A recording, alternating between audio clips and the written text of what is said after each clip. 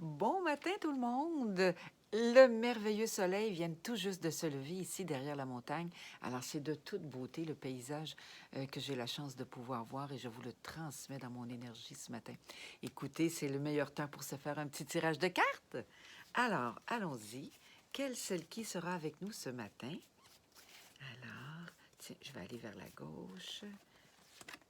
Oh, Gaïa! Eh bien, rien de plus approprié parce que c'est vraiment tout à fait dans la nature ici que je me trouve. Et Gaïa nous rappelle ce monde merveilleux. Gaïa, c'est vraiment la nourrice.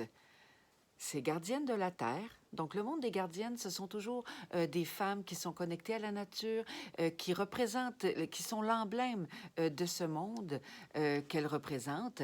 Et, par exemple, ici, bon, quelqu'un qui sera très proche de sa nourriture, peut-être végétarienne, vraiment au fait de la naturopathie, de tout ce qui concerne vraiment aussi le jardinage, les fruits, les légumes, l'importance de l'alimentation, une bonne nutritionniste, par exemple. Donc, tout ce domaine concerne vraiment le Gaïa. Elle dit, je porte en moi mes racines et mes fruits.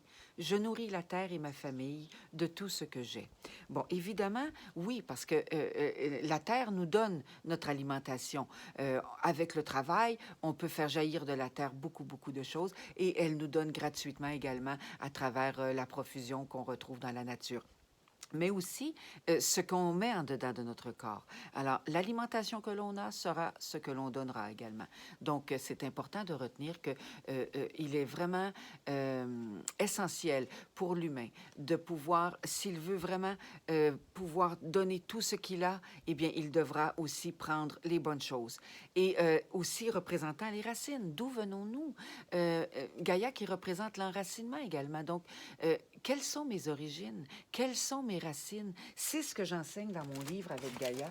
Trouver qui on est, d'où on vient et qu'est-ce qu'on porte en soi pour pouvoir ensuite le transmettre à notre famille.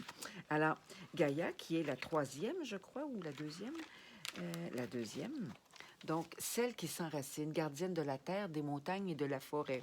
Bon, il y a évidemment l'image de la carte, sa description. Alors, voyez-vous, dans les questions, quelles sont vos origines? D'où venez-vous? Appréciez-vous la vie? Vous nourrissez-vous correctement? C'est important de faire ce cheminement pour pouvoir faire des changements lorsque c'est important. Et dans la lithothérapie, bon, eh bien, il y a également le jaspe rouge, il y a la pierre de Gaïa, qui est aussi appelée la pierre de la déesse. Elle unit la personne à l'âme de la terre. Donc, extrêmement important pour cette gardienne-ci. Et le bois pétrifié, qui est aussi parfait pour enraciner nos hautes vibrations. Bon, il y a ensuite la description selon les 4 grands domaines de vie. Et dans les activités suggérées, eh bien, évidemment, pratiquer la méthode de l'ancrage, ouvrir le chakra racine et même, pourquoi pas, faire un câlin aux arbres. Alors voilà, c'est ce que mes Selkies vous enseignent. C'est un livre guide d'empuissancement, un oracle merveilleux qui vous permet de vous reconnecter à toutes les facettes de votre être et de retrouver la déesse profonde que vous êtes. Alors, je vous encourage à vous le procurer pour pouvoir faire un travail sur vous et avancer avec les déesses, les gardiennes et les sorcières de mes Selkies.